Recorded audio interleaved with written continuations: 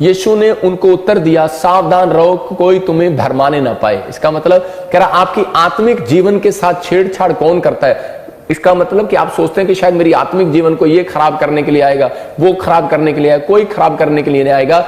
आप ही के माइंड में एक विचार आएगा और वो आपको भरमाएगा। मतलब कि बहुत लोगों को परमेश्वर ने पहले ही बता दिया था, यीशु मसीह ने, कि अंत समय के बारे में लोग आकर कोई झूठी भविष्यवाणियां करने लगेंगे। बहुत सारे लोग कह रहे कि आजकल नकल मारेंगे और कह रहे कि लाइव में देखेंगे, अच्छा मौसम खराब है, मौसम की भविष्यवाणी करने, अच्छा फलानी चीज खराब है, अच्छा ये होने वाला है, अच्छा उसकी 5 मिनट पहले भविष्यवाणी करने लगेंगे। इसका मतलब क्या है, कह रहा है कि आपके बारे में कह रहा है कि परमेश्वर कह रहा है जानता है, कह रहा है किसको मैंने कैसे संभालना है कैसे नहीं। कह रहा है कि आप नेगेटिव भविष्यवाणी पर मत जाएं, कि आप पॉजिटिव रहें कि परमेश्वर मेरी जिंदगी में काम करेगा। मैं कह रहा हूं नेगेटिव विचारों में मत जाएं कि परमेश्वर मेरी जिंदगी में काम नहीं करेगा। पॉजिटिव रहें कि परमेश्वर मेरी जिंदगी में काम करेगा। दुख सुख परीक्षाएं आती हैं और जाती हैं, समझ रहे कि नहीं। मैं कह रहा हूं लेकिन जो व्यक्ति वही है, मसीहत वही है जो कह रहे कि सताव के समय में सहन कर ले। मसीहत वही है जो सहन कर ले। कह रहे कि इसका मतलब कह रहे जब आपसे सहन नहीं होता तभी आप भरमाए जाते हैं, तभी आप, इसका मतलब शैतान जानता है उन व्यक्तियों को, कह रहे कि ये जल्दी कौन गिरेगा, इसलिए उसने हव्वा आदम को नहीं पकड़ा क्योंकि वो भरमाया जाने वाला नहीं था, हव्वा को पकड़ लिया।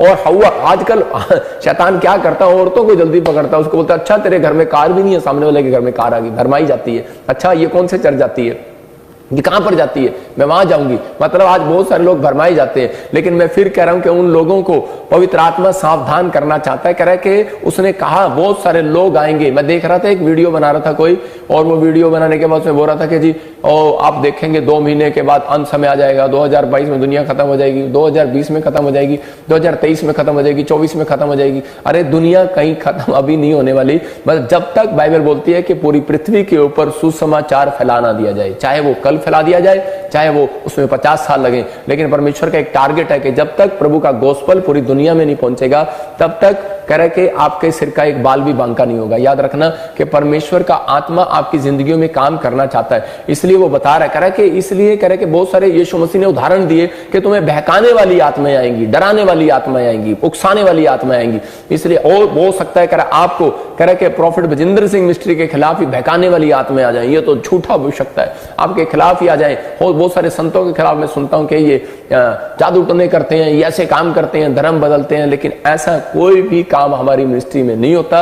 मैं कह रहा हूं बहकाने वाली आत्माओं से सावधान। आपको आने वाले समय के अंदर परमेश्वर खुद दिखाएगा कि पवित्र आत्मा आपका फेवर करता है या नहीं करता, इस मिनिस्ट्री का फेवर करता है या नहीं करता। मैं कह रहा हूं कि अगर आप डरे हुए हैं, आप बेकार हैं, चाहे लाचार हैं, किसी भी तरीके में भी हैं। फरीसियों ने आकर बहुत बार इजरायलियों के खिलाफ कह रहा है कि उन लोगों के खिलाफ बोला, यहूदियों के खिलाफ बोला, लेकिन परमेश्वर ने आज भी उनको छोड़ा नहीं है। याद रखना पवित्र आत्मा छोड़ता नहीं है। वो बोलता है, कह रहा है कि अगर आप किसी बात को लेकर डरे और घबराए हुए हैं कि परमेश्वर ने मेरा काम अच्छा था लेकिन पता नहीं क्या हो गया, मेरा काम अच्छा नहीं चल रहा, मैं कह रहा हूं हो सकता है कह रहा है कि आपके जीवन में परीक्षा आ सकती है या फिर कोई शैतानी ताकत आपको तंग कर रही है, लेकिन आज रात वो भागने वाली है यीशु मसीह के सामर्थ्य नाम में। मैं कह रहा हूं लेकिन आपको बहकाने वाली और उकसाने वाली आत्माओं से सावधान रहना है। कह रहा है जब आपके नुकसान होने लगते हैं तब आप टेंशन में चले जाते हैं। हम अब्राहम के जीवन से देखते हैं, जब अब्राहम ने 90 साल जब सेवा किया, उसकी पत्नी जब 90 साल की होगी तो उसके दिमाग में शैतान ने एक विचार डाला और कहा कि तेरे को इतनी सेवा करने का क्या फायदा, और उसी के विचारों के अंदर गड़बड़ी होने लगी और वो उसी समय बोल बैठा परमेश्वर के सामने। उत्पत्ति 15:2 में बोलता है परमेश्वर कह रहा है कि मेरी जिंदगी में कह रहा है कि तू मुझे कब देगा मेरा वारिस, कब देगा तू मुझे औलाद। इसका मतलब इतना अच्छा संत जो परमेश्वर का धन्यवाद थैंक्सफुल करने वाला व्यक्ति भी कह रहा उत्साह में आ गया, उसके विचारों में उत्साह में आ गया। और कई बार हम कह रहे कि चर्च जाने के बाद भी, बाइबल पढ़ने के बाद भी, प्रार्थना करने के बाद भी जब हमारी जिंदगियों में कोई नुकसान होते हैं, कोई प्रॉब्लम्स होती है, कोई रुकावटें आती हैं, तो उसी समय बोल बैठते हैं, गुस्से में आ जाते हैं और इसमें बोल बैठते हैं कि हम परमेश्वर तू मुझे क्या देगा। यहां पर अब्राहम कह रहा है परमेश्वर तू मुझे क्या देगा, लेकिन पवित्र आत्मा बोल रहा है उन लोगों से जो लोग कह रहा आज लोग यही तो पूछते हैं, कह रहा है जब किसी के घर में काम करने जाते हैं, किसी की गाड़ी साफ करते हैं, किसी की नौकरी करते हैं, ड्राइविंग करते हैं, तो उसी समय पूछते हैं तू मुझे क्या देगा, क्या सैलरी देगा। अगर आप भी ये सवाल कर रहे हैं बेनिफिट के चक्कर में तो आशीष नहीं आएगा, याद रखना। लेकिन परमेश्वर को गुस्सा आया होगा अब्राहम पर, लेकिन परमेश्वर फिर भी उसका हाथ पकड़कर तंबू से बाहर ले गया।